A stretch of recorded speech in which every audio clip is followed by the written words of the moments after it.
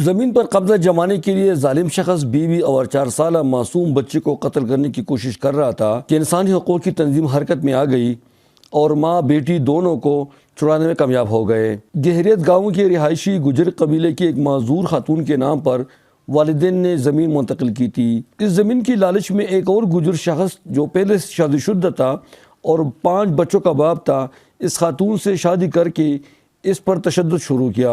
معذور عورت کے ہاں بچی کی پیدائش بھی ہوئی اور اس بچی پر بھی وہ شخص اور اس کی پہلی بیوی تشدد کرتے رہے۔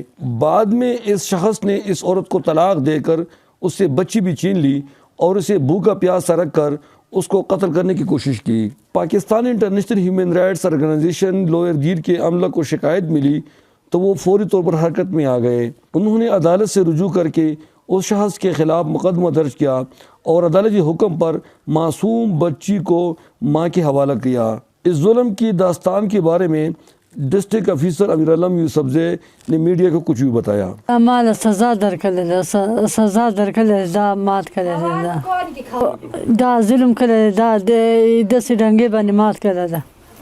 وہ ایک باپ ہے اور ایک سوتیلی ماں ہے جو ایک 4 سالہ بچی پر ظلم ستم کر رہا ہے۔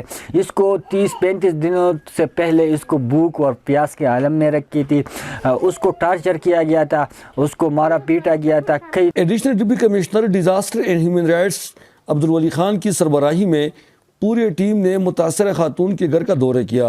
اے ڈی سی عبدالولی خان نے ہر قسم تعاون کی یقین دہانی کرائی۔ تو ہمارے ریلیف سائٹ پہ ہم ابھی کوشش کر رہے ہیں، مطلب کہ اس بچے کو جو بھی ہمارے ڈسٹرکٹ ایڈمنسٹریشن کے میرے ڈی سی صاحب بھی اس میں بڑے انٹرسٹڈ ہیں، وہ جو بھی ریلیف ہماری طرف سے وہ ہوگا تو ہم ان کو مطلب کہ وقتاً فوقتاً ہم ان کو پہنچاتے رہیں گے۔ ڈسٹرکٹ سوشل ویلفیئر افیسر نصرت جبین نے خاتون اور اس کی بچی کے علاج معالجے کی ذمہ داری قبول کر لی۔ انشاءاللہ اپنے اینڈ پہ بھی کریں گے اور ہم ڈی سی صاحب سے بھی میں ریکویسٹ کروں گی کہ اس سلسلے میں ہماری مدد کریں، اور جتنا ٹریٹمنٹ وغیرہ کا تو میں نے خود کہا ہے کہ ہم اچھا اس کے علاوہ زکوٰۃ کا جو ہمارا زکوٰۃ عشر کا جو ہمارا وہ ہے سیکٹر ہے، اس سے بھی ہم ان کے لیے میں ان سے بات کروں گی کہ اس کے لیے کوئی الاؤنس جو ہے وہ لگا دیں۔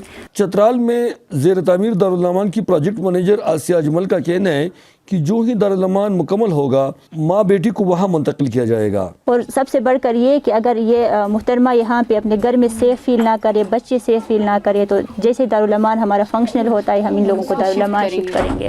اس خاتون کی پدری زمین پر اس کے سابقہ شوہر نے مکان بنایا تھا جو فی الحال خاتون کے بھائی کے قبضے میں ہے۔ اس اراضی کو بھی معذور خاتون اور اس کی بچی کے لیے قانونی طور پر محفوظ کرنے کی ضرورت ہے تاکہ بعد میں یہ ماں بیٹی در بدر کی ٹوکرے کھانے پر مجبور نہ ہو۔ غلام فاروقی، مدار نیوز، چترال۔